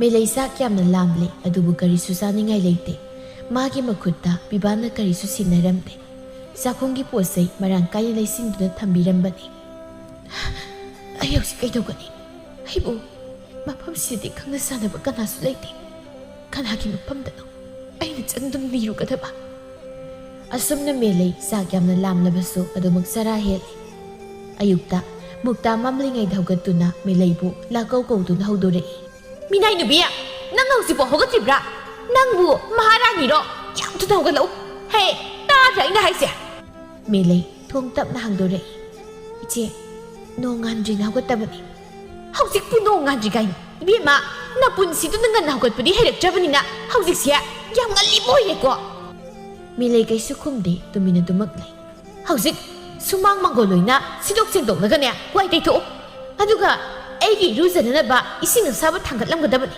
ꯑꯩ ꯉꯥꯏꯍꯥꯛ ꯍꯤꯞꯂꯨꯈꯤꯅꯤ ꯑꯗꯨꯒꯅꯦ ꯅꯪꯅ ꯗꯨꯛ ꯊꯥꯎꯃꯩ ꯀꯠꯂꯝꯕ ꯌꯥꯔꯣꯏ ꯑꯩꯅ ꯍꯧꯒꯠꯂ ꯀꯠꯀꯅꯤ ꯍꯣꯏ ꯏꯆꯦ ꯑꯁꯨꯝꯅ ꯃꯝꯂꯤꯉꯩ ꯑꯗꯨꯗ ꯃꯦꯂꯩ ꯏꯃꯨꯡꯒꯤ ꯊꯕꯛ ꯏꯪꯈꯥꯡ ꯄꯨꯝꯅꯃꯛ ꯂꯣꯏꯁꯤꯜꯂꯒ ꯃꯨꯛꯇꯥꯒꯤ ꯏꯁꯤꯡ ꯑꯁꯥꯕ ꯈꯔ ꯊꯥꯡꯒꯠꯂꯤ ꯃꯍꯥꯛꯀꯤꯗꯤ ꯑꯏꯪꯕꯅ ꯑꯗꯨꯃꯛ ꯂꯨꯖꯔꯤ ꯃꯨꯛꯇꯥ ꯊꯦꯡꯂꯞꯅ ꯍꯧꯒꯠꯂꯛꯇꯨꯅ ꯏꯔꯨꯃꯥꯏ ꯊꯖꯔꯒ ꯃꯃꯥꯡꯂꯣꯝꯗ ꯂꯥꯛꯏ ꯑꯩꯅ ꯏꯔꯨꯖꯕꯗ ꯏꯇꯨꯝꯅꯕꯒꯤ ꯐꯅꯦꯛꯇꯣ ꯈꯨꯗꯦꯡ ꯌꯥꯍꯧꯕꯅꯤ ꯃꯗꯨ ꯁꯨꯗꯣꯛꯂꯒ ꯐꯧꯗꯣꯛꯁꯨ ꯑꯗꯨꯒꯅꯦ ꯆꯥꯛꯇꯨ ꯊꯣꯡ ꯍꯦ ꯃꯤꯔꯨꯛ ꯑꯃꯗꯒꯤ ꯍꯦꯟꯅ ꯊꯣꯡꯕ ꯌꯥꯔꯣꯏꯀꯣ ꯃꯦꯂꯩ ꯃꯨꯛꯇꯥꯅ ꯍꯥꯏꯕ ꯄꯨꯝꯕ ꯇꯧꯏ Melay ngahakta pothaba ngamsadi masina mangonda ngangbadu taba nungaitaduna pumnamak ngangdanaba haiduna ngamnaba hotnasai. Melay sak loiraduna che chak loire chathoknaba tawrasira. Nangdi kaigi sadoiba sarasu aikogi arem sagadabni. Aina mapanda phi khara puthoklaga thanamani madu surusu. Aikoina saraga lemadinya kausilake. He nasana khangna sanglaklaga konga to phengadabani. Ai nagonda saga jaga kauningdi. Gyan tabra aina harise. Hoiji Melay thawai yam nungaisadi maboka maga leiringai matamda asumna minai amagi matawgumnadi tawrakte. Arai leita tanaduna chara helabasu punna henminaba. Sarabsu punna saminaba tawduna nungsinana lenminarakpani. Adubu magi mapuroibadugi mityeng makhada layuraba oibana khongpham madu amuk handokpani pamdre. Handokluragana mana phangadaba awaba tagadaw minok maisa pumnamak masu khangni. Nupi oibigi punsidi kayada luribano. Nupi amagidi arepa punsi leite haibaduni. Milay masena musairakani khanduna phidu prabab suraga masi hoina saribadu loiramlani khalladuna sanglakpani. Ure makoi anina saramba kolukhak singduna haying mayam induna sairaga lairibadu. Muktagi pukhamda sakra yauduna ising haijilaga thanamlibadu ubada Milay mamitagi mapi sinthare. Ayi punsise asuk tonbra. Aibu sikrasira. Muktadi Melay khongthang kuding senaduna asoibadi khanduna leiriba oibana. Melay na dumna sakhumduda lukhak adu sengdaw makhai phamduna unglaga leibaduda sangsingduna nganglai. Nama napa nisingla bro natragana karamba nawa nisinglai unglaga leibadu ngasai ni sankrab hauji pholo simji se kaigin haibani ta nangak samna pairaga lukhak tu namsinjingai satusila. Melay Muktana wanganglakbaduda wakhal lakladuna sairiba singna loisili. Aduga pukhamda khut hamjinduna thamlaba saktu laukhatuna kharada oirabasu chafam oinaba haiduna sari maning thongduda. Aduga konsingdu tapna phenli. Ngehak leiraga Muktana muk laurai. Ho numitsi mayum sanghi kadawre kanara laaga pisi lausing minin thamlino nangni tongana numit ama muk tholakhini haibro. Hoi lausilagi iche somda khut hadokpa yadaduna tawbani. Amuk khumlaga leitrasu prak thoklaga lausiluba yadabro nachindu thasilawro. Melay wai taramlibu nuradu thanamduna babana phi lausinba muk lai. Phidu lausilagane namsilaga thanamba yaroi kunyaina phajana takthoklaga thanamgadabani. Melay pumnamak tawre numidang wairamgi imung magol pumbasu sitpa sengba loire. Muktagi phi singdu masige kada ningthina thamludrabadi amuk nganglakani khanduna muktagi kada sanglakpani. Nang disida kaidu sangai ba kai hurangi hainu huranbiya iwa huramudi hendoktana sana lupa mu hurangi hairibro. Nateji ichegi phise taningde nang aina muphamsida changbugi ayaba pibro nangido lona changlaklaga pot hurangi tawriba natro. Iche ai soikre matungda amuk khana changjaraklaroi phise kaida thamjaramu haino mapanda phansang thariduda thuplaga thanam. Asumna Melaybu mukta amadi panthoina khongthang kuding yengsingduna mabu odi. Makoina khut tharakpa matamdadi Melay masu makhut adumak halli. Singna ngangma saibadi thamoida saina phawrabasu khangba ngammi. Adubu phuba haibasidi haksangna saina phawba oibana Melay khangba ngamdabadagi khut halibani. Chada thaktabana kongaini sarabasu makoigi aremba khara tamak chai. Lemdragana sawa phangde chak thongba phisu phisamba Melay mana pumnamu hotni. Chak thong matamda magi saruksu yawba natte. Piba tha kharagi matung mayumda lai. Piba yum maduda sanglakpa matamdadi masado langtatni. Kamdongna yum aduda makoi leiramgani. Khatna sainairamgadra pumnamakse masu matam pumbada khalli. Kana lege? Ai lai mayumda puthoro. Melay taraduna piba may oknabagidamak thuklai. Panthoi madu uraduna maninglomna prabab chatlaga maning thongdagi phausinduna hipturun leiriba manamabu singthoi. Aduga ahenbadi haiba nangde tasau lai thoklo maningda haiba waisi kaktamang hai. Muktasu wakhal tai makoi anina hana waram pumba tanaba loikrabani. Piba may okladuna sanglai Melaydasu yenglai. Kaidori Melay nasangamdab namay namitusu yamaksili. Namitusu ipumpumidubo. Kaishu tawdida mo itasaw tumsit phadabagi pum oiramgani. Panthoi magi tasau lai haiba khangdaba saduna manama tomibu kaurei. Inam ton maningdam da lakpiyo. Inam asya masa ngamde. Aisu kuse ngarang inam mana laithekibagi lengba ngamdre. Inam asya wantharakadaure. Phisu mangamdre haye. Ai horengi sakto ngamdrabasu ngamdran thonglage. Inam tona amta mateng pangbiyo. Piba melei da yenglei, melei su piba da yenglei. Kainu Panthoi na ise. Magi makut laithi aise. Kaido baino. Ai Panthoi da kishu tawdi moi taso. Aisu mada haise kaino khangbi. Piba melei da gimi yengdu thaidoraklaga maning thonglom da lai. Mukta masadu pathasanaraga phi khara sumgi taramlibadu oi. Panthoi da musu yenglei. Panthoi su makutu konsingduna isuk suktharaga leirami. Panthoi nakoi kadaurai. Panthoi mabungbu ubada yam harawa saraga. Aya taso nang laabo. Lai. Ado nakutu kadaurai. Panthoi thawai nungai tabgi matau uttuna. Taso ai wafamse hairaroida. Taso na tabada nungai raroi. Hayo kamai torino to. Taso nang inam to na di haidokpiganu ko. Ngarang do inam hanse masa ngamdena aina sak thonglingayda inam hanna makok yamsi amta namula ona kaurakputuda aisu changluri. Aduga insang do uti su oibagi loina patharaga leiramba. Aidi khangawdri.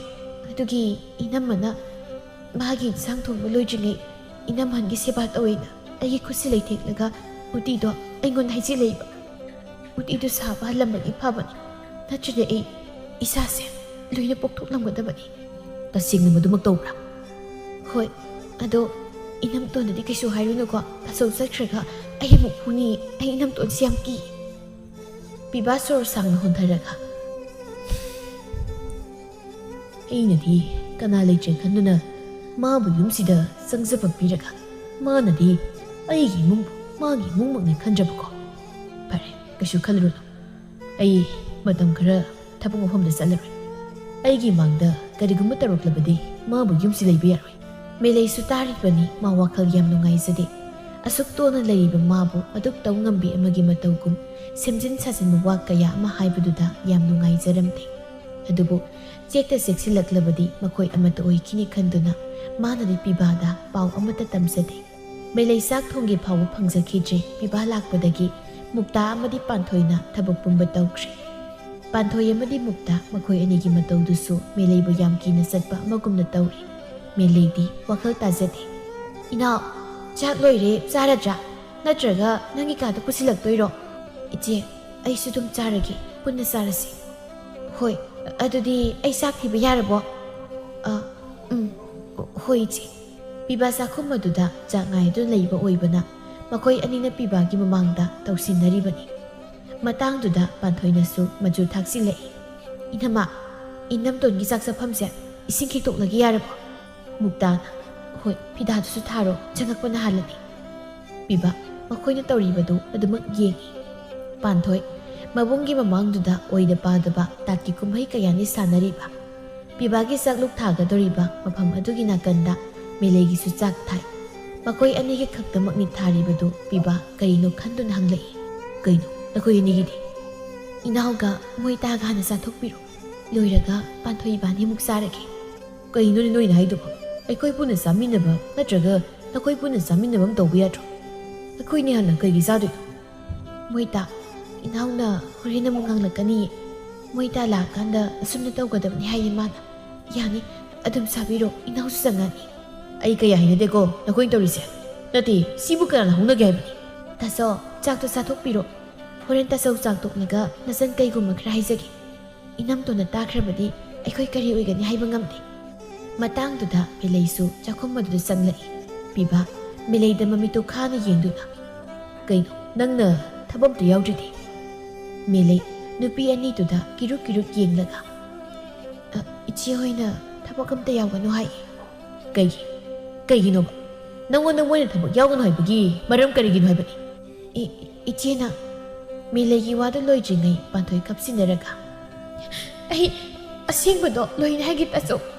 Ai ngasidi yam entry. Ai pumdamakse pumduda thaba pamdri. Inam to na ngasi phauda. Tasawna yumbasdagi chakhiba numitudagi inamai bani bu magi minagum sisinadu lakibani. ꯏꯅꯝꯇꯣꯟꯅ ꯌꯨꯝ ꯑꯁꯤꯗ ꯃꯍꯥꯔꯥꯅꯤꯒꯨꯝ ꯐꯝꯖ ꯆꯥꯗꯨꯅ ꯏꯅꯝꯃ ꯏꯕꯥꯅꯤꯗ ꯃꯥꯒꯤ ꯊꯕꯛ ꯃꯌꯥꯝ ꯊꯧꯗꯥꯔꯒ ꯂꯥꯛꯈꯤꯕꯅꯤ. ꯏꯕꯥꯅꯤꯅ ꯏꯁꯥ ꯉꯝꯗꯦ ꯍꯥꯏꯗꯨꯅ ꯅꯣꯡꯃꯗ ꯄꯣꯊꯥꯐꯥꯎ ꯌꯥꯈꯤꯗꯦ. ꯄꯨꯝꯅꯃꯛ ꯉꯝꯅꯕ ꯍꯣꯠꯅꯕꯅꯤ. ꯑꯩ ꯇꯥꯆꯧ ꯂꯥꯛꯂꯒ ꯋꯥꯔꯤ ꯄꯨꯝꯕꯁꯤ ꯇꯝꯒꯦ ꯍꯥꯏꯗꯨꯅ ꯈꯟꯈꯤꯕꯅꯤ. ꯑꯗꯨꯕꯨ ꯏꯅꯝꯇꯣꯟꯅ ꯇꯥꯆꯧꯗ ꯍꯦꯛ ꯍꯥꯏꯗꯣꯛꯄꯗ ꯌꯨꯝ ꯑꯁꯤꯗꯒꯤ ꯇꯥꯟꯊꯣꯛꯀꯅꯤ ꯍꯥꯏꯗꯨꯅ ꯀꯤꯍꯟꯕꯅꯤ. ꯇꯥꯆꯧ, ꯑꯩꯁꯦ ꯇꯥꯆꯧꯒꯤ ꯅꯆꯟ ꯅꯠꯇ꯭ꯔꯕ꯭ꯔꯣ? ꯌꯨꯝ ꯑꯁꯤꯗ ꯑꯩꯒꯤ ꯍꯛ ꯀꯩꯁꯨ ꯂꯩꯇ꯭ꯔꯕ꯭ꯔꯣ? ꯑꯗꯨꯗꯁꯨ ꯅꯠꯇꯅ ꯇꯥꯆꯧꯒꯤ ꯍꯦꯛ ꯅꯨꯄꯤ ꯑꯩꯒꯤ ꯏꯅꯝꯃꯁꯦ ꯇꯥꯆꯧꯅ ꯃꯤꯌꯥꯝ ꯈꯪꯅ ꯀꯨꯟꯗꯣꯅ ꯁꯥꯈꯤ ꯑꯣꯏꯗꯨꯅ ꯌꯨꯝ ꯑꯁꯤꯗ ꯄꯨꯔꯛꯈꯤꯕ ꯌꯨꯝꯒꯤ ꯄꯨꯔꯦꯝꯕꯤꯅꯤ ꯍꯥꯏꯗꯨꯅ ꯇꯥꯆꯧꯅ ꯄꯨꯔꯛꯈꯤꯕ ꯅꯠꯇ꯭ꯔꯣ? ꯌꯨꯝ ꯑꯁꯤꯗ ꯃꯤꯅꯥꯏ ꯑꯣꯏꯍꯟꯒꯦ ꯍꯥꯏꯗꯨꯅ ꯄꯨꯔꯛꯈꯤꯕ꯭ꯔꯣ? ꯃꯤꯀꯨꯞ ꯀꯥꯡꯗ ꯈꯣꯡꯊꯥꯡ ꯈꯨꯗꯤꯡ ꯌꯦꯡꯁꯤꯟꯗꯨꯅ ꯐꯨꯕ ꯆꯩꯕ ꯑꯩ ꯈꯥꯡꯕ ꯉꯝꯗꯤꯌꯦ ꯇꯥꯆꯧ. ꯇꯥꯆꯧꯅ ꯑꯩꯈꯣꯏꯒꯤꯗꯃꯛ ꯄꯥꯝꯕꯣꯝ ꯇꯤꯡꯕꯤꯗ꯭ꯔꯕꯗꯤ ꯑꯩꯈꯣꯏ ꯀꯝꯗꯧꯅ ꯌꯨꯝ ꯑꯁꯤ ꯂꯩꯕ ꯉꯝꯗꯣꯏꯅꯣ? ꯃꯥꯅ ꯌꯨꯝ ꯑꯁꯤꯗ ꯍꯦꯛ ꯂꯥꯛꯈꯤꯕ ꯅꯨꯃꯤꯠꯇꯨꯗꯒꯤ ꯏꯅꯝꯃ ꯏꯕꯥꯅꯤꯅ ꯅꯨꯡꯁꯤꯅꯅ ꯍꯔꯥꯎꯅ ꯂꯩꯖꯔꯕ ꯄꯨꯟꯁꯤꯗꯣ ꯃꯥꯡꯈ꯭ꯔꯕꯅꯤ. ꯃꯤꯂꯩ ꯄꯥꯈꯠꯅ, ꯀꯩꯅꯣ ꯄꯥꯟꯊꯣꯏ ꯅꯪꯅ ꯍꯥꯏꯗꯨꯕꯣ? ꯑꯩꯕꯨ ꯑꯗꯨꯝꯅ ꯇꯧꯈꯤꯕ꯭ꯔꯣ? ꯑꯩꯕꯨ ꯅꯈꯣꯏꯅꯤꯅ ꯃꯥꯟꯅꯗꯨꯅ ꯑꯣꯠꯄ ꯅꯠꯇꯕ꯭ꯔꯣ? ꯌꯨꯝ ꯑꯁꯤꯗ ꯁꯩꯗꯥꯡꯕꯤ ꯑꯃꯒꯨꯝ ꯅꯣꯡꯃꯇ ꯏꯄꯨꯛꯁꯤ ꯊꯟꯅ ꯆꯥꯈꯤꯕ ꯅꯨꯃꯤꯠ ꯌꯥꯎꯈ꯭ꯔꯕ꯭ꯔꯥ? ꯆꯥꯔꯕꯁꯨ ꯅꯈꯣꯏꯒꯤ ꯑꯔꯦꯝꯕ ꯈꯔ ꯄꯤꯖꯗꯨꯅ ꯏꯃꯨꯡꯒꯤ ꯊꯕꯛ ꯄꯨꯝꯕ ꯑꯩꯇꯅ ꯇꯧꯗꯨꯅ ꯂꯥꯛꯈꯤꯕꯅꯤ. ꯑꯩ ꯅꯣꯡꯃꯇ ꯋꯥꯏ ꯀꯧꯕꯗ ꯍꯥꯏꯈꯤꯗꯕꯅꯤ. ꯑꯗꯨꯒ ꯉꯁꯤꯅ ꯅꯪꯅ ꯉꯥꯡꯂꯤ ꯃꯌꯥꯝꯗꯨꯕꯨ ꯀꯔꯤꯅꯣ? ꯑꯩꯁꯨ ꯂꯥꯜꯂꯨꯔꯦ. ꯃꯤꯒꯤ ꯃꯀꯥꯗ ꯌꯦꯠꯂꯨꯔꯦ ꯈꯟꯗꯨꯅ ꯉꯁꯤꯐꯥꯎ ꯀꯅꯥꯗꯁꯨ ꯏꯃꯤꯠꯁꯤꯅ ꯐꯥꯎꯕ ꯍꯪꯒꯠꯅ ꯌꯦꯡꯈꯤꯗꯕꯅꯤ. ꯌꯥꯔꯦ, ꯂꯣꯏꯅ ꯇꯣꯛ. ꯅꯈꯣꯏ ꯑꯅꯤꯅ ꯉꯥꯡꯂꯤ ꯃꯌꯥꯝꯁꯤꯗ ꯀꯔꯝꯕꯅꯣ ꯑꯩꯅ ꯊꯥꯖꯗꯣꯏꯁꯦ? ꯑꯗꯨꯕꯨ ꯁꯤꯕꯨꯗꯤ ꯍꯥꯏꯒꯦ. ꯑꯩꯅ ꯍꯟꯗꯛ ꯌꯨꯝꯁꯤꯗ ꯂꯩꯕ ꯃꯇꯝꯗ ꯑꯃꯗ ꯍꯦꯛ ꯂꯥꯜꯂꯕ ꯑꯩꯕꯨ ꯐꯠꯇꯦ ꯍꯥꯏꯅꯣ. ꯃꯨꯛꯇꯥꯅ ꯀꯞꯁꯤꯟꯅꯔꯒ ꯍꯥꯏꯔꯛꯏ. ꯃꯣꯏ ꯇꯥꯆꯧ, ꯑꯩꯗꯤ ꯌꯨꯝ ꯑꯁꯤꯕꯨ ꯀꯥꯛꯁꯦꯟꯗꯨꯅ ꯃꯤꯒꯤ ꯃꯤꯅꯣꯛ ꯃꯩꯁꯥ ꯆꯪꯗꯅꯕꯅꯤ ꯈꯟꯗꯨꯅ ꯉꯁꯤꯐꯥꯎ ꯈꯠꯅ ꯆꯩꯅꯕꯁꯦ ꯊꯣꯛꯇꯅꯕ ꯁꯤꯟꯗꯨꯅꯇ ꯂꯥꯛꯆꯕꯅꯤ. ꯑꯗꯨꯕꯨ ꯏꯅꯥꯎꯅ ꯑꯩꯉꯣꯟꯗꯒꯤ ꯍꯦꯟꯗꯣꯛꯇꯨꯅ ꯃꯇꯣꯝꯇ ꯀꯩꯗ ꯁꯣꯏꯈꯤꯒꯗꯒꯦ ꯍꯥꯏꯗꯨꯅ ꯌꯦꯡꯖꯔꯤꯕ ꯏꯆꯟ ꯄꯥꯟꯊꯣꯏꯁꯦ ꯃꯥꯅ ꯃꯇꯝ ꯄꯨꯝꯕꯗ ꯐꯨꯗꯨꯅ ꯆꯩꯗꯨꯅ ꯃꯅꯝ ꯑꯩꯒꯤ ꯏꯃꯥꯡꯗ ꯑꯣꯠꯄ ꯅꯩꯕ ꯀꯌꯥꯅꯤ. ꯑꯩ ꯈꯥꯡꯗꯨꯅ ꯂꯩꯕ ꯉꯝꯗꯗꯨꯅ ꯄꯥꯟꯊꯣꯏꯕꯨ ꯐꯨꯕ ꯂꯦꯞꯅꯕ ꯈꯥꯝꯗꯣꯛꯂꯨꯔꯁꯨ ꯏꯅꯥꯎꯅ ꯑꯩꯉꯣꯟꯗ ꯑꯣꯟꯁꯤꯟꯗꯨꯅ ꯁꯝꯁꯦꯡꯗ ꯐꯣꯏꯔꯛꯑꯦ. ꯑꯩꯕꯨꯗꯤ ꯃꯥꯅ ꯅꯨꯡꯁꯤꯖꯕꯁꯨ ꯀꯩꯁꯨ ꯀꯥꯏꯗꯦ. ꯄꯥꯟꯊꯣꯏꯕꯨꯗꯤ ꯃꯣꯏ ꯇꯥꯆꯧꯒꯤ ꯏꯔꯦꯝ ꯈꯥꯛꯀꯤꯅ ꯆꯅꯤ ꯈꯟꯗꯨꯅ ꯂꯨꯅ ꯇꯧꯕꯤꯕ ꯌꯥꯏꯗꯅ. ꯃꯣꯏ ꯇꯥꯆꯧꯅ ꯊꯥꯖꯕ ꯊꯥꯖꯗꯕ ꯍꯥꯏꯗꯨꯗꯤ ꯃꯣꯏ ꯇꯥꯆꯧꯒꯤ ꯋꯥꯈꯜ. ꯑꯩ ꯇꯁꯦꯡꯅ ꯏꯅꯥꯎꯒ ꯂꯩꯃꯤꯟꯅꯕ ꯀꯤꯖꯩꯌꯦ ꯃꯣꯏ ꯇꯥꯆꯧ. ꯄꯥꯟꯊꯣꯏꯅ, ꯏꯅꯝꯇꯣꯟꯕꯨꯁꯨ ꯑꯩꯒꯤ ꯏꯅꯝꯃꯅꯤꯀꯣ ꯈꯟꯗꯨꯅ ꯌꯥꯝ ꯅꯨꯡꯁꯤꯖꯕꯅꯤ. ꯑꯗꯨꯕꯨ ꯃꯤꯌꯥꯝꯅ ꯍꯥꯏꯅꯕ ꯑꯇꯣꯝꯕꯤ ꯍꯥꯏꯕ ꯃꯤꯡꯊꯣꯜꯗꯨꯒꯤ ꯆꯥꯅꯕ ꯊꯕꯛꯅꯤ ꯏꯅꯝꯇꯣꯟꯅ ꯑꯩꯈꯣꯏꯗ ꯇꯧꯔꯤꯕꯁꯦ. ꯂꯩꯀꯥꯏꯗꯁꯨ ꯑꯩꯈꯣꯏꯒꯤ ꯄꯥꯎ ꯄꯪꯇꯝꯅ ꯇꯝꯁꯤꯟꯗꯨꯅ ꯃꯤ ꯑꯃꯠꯇꯅ ꯏꯅꯝꯃ ꯏꯄꯥꯅꯤꯕꯨ ꯅꯨꯡꯁꯤꯗꯅꯕꯁꯨ ꯁꯤꯜꯂꯤꯕꯅꯤ. ꯃꯨꯛꯇꯥꯅ, ꯅꯨꯄꯤ ꯑꯇꯣꯝꯕꯤ ꯍꯥꯏꯕꯁꯦ ꯐꯠꯇꯦ, ꯃꯤ ꯂꯣꯏꯅꯕ ꯌꯥꯗꯦ ꯍꯥꯏꯕꯁꯦ ꯃꯣꯏ ꯇꯥꯆꯧꯁꯨ ꯑꯗꯨꯃꯛ ꯇꯥꯔꯤꯕꯅꯤ. ꯑꯗꯨꯕꯨ ꯑꯩꯈꯣꯏꯅ ꯍꯥꯏꯔꯤꯕꯁꯦ ꯃꯣꯏ ꯇꯥꯆꯧꯗꯤ ꯇꯥꯗꯕ ꯑꯃꯒꯨꯝ ꯑꯩꯈꯣꯏꯅ ꯍꯥꯏꯕꯁꯨ ꯀꯩꯁꯨ ꯊꯥꯖꯕꯤꯗꯦ. ꯃꯤꯂꯩꯁꯨ ꯃꯁꯤꯡ ꯀꯥꯡꯂꯛꯂꯤ. ꯑꯗꯨꯛ ꯋꯥꯅ ꯃꯥꯅ ꯂꯦꯜꯂꯛꯄ ꯉꯁꯤꯅ ꯃꯄꯨꯔꯣꯏꯕꯗꯨꯒꯤ ꯃꯃꯥꯡꯗ ꯁꯦꯝꯖꯤꯟ ꯁꯥꯖꯤꯟꯕ ꯄꯥꯎ. ꯃꯤꯂꯩ ꯈꯥꯡꯕꯒꯤ ꯈꯥꯡꯕ ꯑꯗꯨꯃꯛ ꯈꯥꯡꯗꯨꯅ ꯂꯩꯔꯝꯂꯕꯗꯤ ꯈꯔꯁꯨ ꯐꯔꯝꯒꯗꯕꯅꯤ. ꯑꯗꯨꯕꯨ ꯃꯥꯒꯤ ꯃꯇꯤꯡ ꯁꯣꯛꯅ ꯁꯥꯎꯅꯤꯡꯕ ꯍꯥꯏꯕꯗꯨ ꯑꯣꯏꯔꯤ. ꯅꯨꯃꯤꯠꯁꯤꯗ ꯄꯦꯟꯗꯧ ꯄꯨꯝꯕ ꯍꯥꯏꯗꯣꯛꯂꯒꯦ ꯈꯜꯂꯤ. ꯊꯣꯛꯅꯤꯡꯕ ꯑꯃ ꯊꯣꯛꯂꯛꯄꯗ ꯃꯁꯥꯅ ꯌꯥꯅ ꯌꯨꯝ ꯑꯗꯨꯗꯒꯤ ꯈꯣꯡ ꯊꯥꯡꯗꯣꯛꯂꯕꯁꯨ ꯀꯥꯏꯗ꯭ꯔꯦ ꯈꯜꯂꯤ. ꯃꯤꯂꯩ ꯇꯨꯃꯤꯟꯅ ꯇꯥꯔꯝꯕꯗꯒꯤ ꯃꯆꯤꯟꯗꯨ ꯈꯨꯝꯕ ꯍꯧꯔꯛꯏ. ꯀꯩꯅꯣ ꯅꯈꯣꯏꯅ ꯉꯥꯡꯂꯤ ꯃꯌꯥꯝꯗꯨꯕꯨ? ꯑꯩꯅ ꯑꯗꯨꯝꯅ ꯀꯔꯝ ꯃꯇꯝꯗ ꯇꯧꯕ ꯌꯥꯎꯈ꯭ꯔꯕꯒꯦ? ꯏꯆꯦꯁꯨ ꯑꯍꯜ ꯑꯃ ꯑꯣꯏꯅ ꯅꯅꯥꯎꯗ ꯀꯔꯝ ꯂꯣꯏꯅꯒꯅꯤ ꯍꯥꯏꯕ ꯅꯣꯡꯃꯗꯨ ꯎꯠꯄꯤꯈꯤꯕ꯭ꯔꯥ? ꯉꯁꯤꯐꯥꯎꯗ ꯅꯈꯣꯏꯅ ꯆꯠꯂꯨ ꯍꯥꯏꯕ ꯆꯠ, ꯐꯝꯃꯨ ꯍꯥꯏꯕ ꯐꯝ, ꯉꯥꯡꯅꯤꯡꯕ ꯈꯣꯟꯗꯥ ꯁꯤꯖꯤꯟꯅꯕ, ꯇꯧꯍꯟꯅꯤꯡꯕ ꯊꯕꯛ ꯇꯧꯍꯟꯕ, ꯄꯤꯖꯅꯤꯡꯉꯤ ꯄꯤꯖꯕ, ꯄꯤꯖꯅꯤꯡꯗꯦ ꯇꯣꯛꯄ, ꯊꯕꯛ ꯄꯨꯝꯕ ꯃꯝꯂꯤꯉꯩꯗꯒꯤ ꯍꯧꯒꯠꯇꯨꯅꯁꯨ ꯍꯣꯠꯅꯕ, ꯃꯧ ꯑꯃꯅꯤ ꯍꯥꯏꯗꯨꯅ ꯂꯥꯏꯅꯤꯡꯊꯧꯗ ꯃꯩꯔꯥ ꯑꯃꯠꯇ ꯐꯥꯎꯕ ꯀꯠꯄꯒꯤ ꯊꯧꯅꯥ ꯄꯤꯕꯤꯗꯕ, ꯂꯥꯏꯗ ꯀꯠꯄ ꯄꯣꯠ ꯑꯃꯠꯇ ꯌꯨꯝꯁꯤꯒꯤ ꯑꯁꯦꯡꯕ ꯏ ꯅꯠꯇꯦ ꯍꯥꯏꯗꯨꯅ ꯃꯤꯇꯣꯞ ꯑꯃꯒꯨꯝ ꯁꯔꯨꯛ ꯊꯨꯡꯕꯤꯈꯤꯗꯦ. ꯁꯤꯠꯄ ꯁꯦꯡꯕꯅ ꯑꯩꯅ, ꯃꯅꯥ ꯊꯥꯕꯅ ꯏꯆꯦꯅ, ꯃꯤꯀꯨꯞ ꯑꯃꯠꯇ ꯃꯝꯂꯤꯉꯩꯗꯒꯤ ꯇꯨꯝꯂꯝꯗꯥꯏ ꯐꯥꯎ ꯄꯣꯊꯥꯕ ꯅꯠꯇꯦ. ꯉꯁꯤꯅ ꯃꯣꯏꯇꯥꯒꯤ ꯃꯃꯥꯡꯗ ꯎꯠ ꯆꯥꯏꯔꯤꯕꯗꯤ ꯀꯔꯤꯒꯤꯅꯣ? ꯑꯩꯁꯨ ꯃꯤꯅꯤ, ꯑꯩꯁꯨ ꯄꯨꯝꯅꯃꯛ ꯆꯩꯅꯥ ꯐꯥꯎ, ꯐꯨꯕ ꯈꯛꯇꯅ ꯆꯩꯅꯥ ꯐꯥꯎꯕ ꯅꯠꯇꯦ, ꯊꯃꯣꯏꯗ ꯐꯥꯎꯕ ꯆꯩꯅꯥꯁꯨ ꯈꯥꯡꯕ ꯉꯝꯗꯦ. ꯑꯩꯁꯦ ꯃꯤ ꯑꯃ ꯑꯣꯏꯅ ꯎꯕꯤꯕ ꯀꯔꯝꯕ ꯃꯇꯝꯗ ꯌꯥꯎꯈ꯭ꯔꯕꯒꯦ? ꯃꯨꯛꯇꯥ ꯑꯗꯨꯃꯛ ꯏꯪꯅ ꯈꯨꯝꯃꯤ. ꯏꯅꯥꯎ, Kayno nang nahaydubo? Isin adumak tawkhibra. Nasidare kengada wadi nganga. Nangna yum asida lakpa namit aduda. Ngihak sawninglabasu laibakta asum tuo tamlamne. Penthokna leirage khanna. Nangbu maharani amagum thamlubaki mahiro. Nangna ngasi isida siriba iraqdo. Biba pumnamak tara matung magi wakaldu pathatun hairei. Milay nangsi ainadi yum asida kana leijay khanna nungshina purakibani ko. Nangna nasida nganglibu ngangsangang adunadi ay leijay matamda kari oiramuni. Hoy, atomina padana kayan paruni ay shukangi. Ay ginupi halse ay gamatang kuya dagi loinaraglabani. Ay magi magul pasana kangi. Nung mata ay ngonda da natana ay gamata yawzabi isil pantoy baso.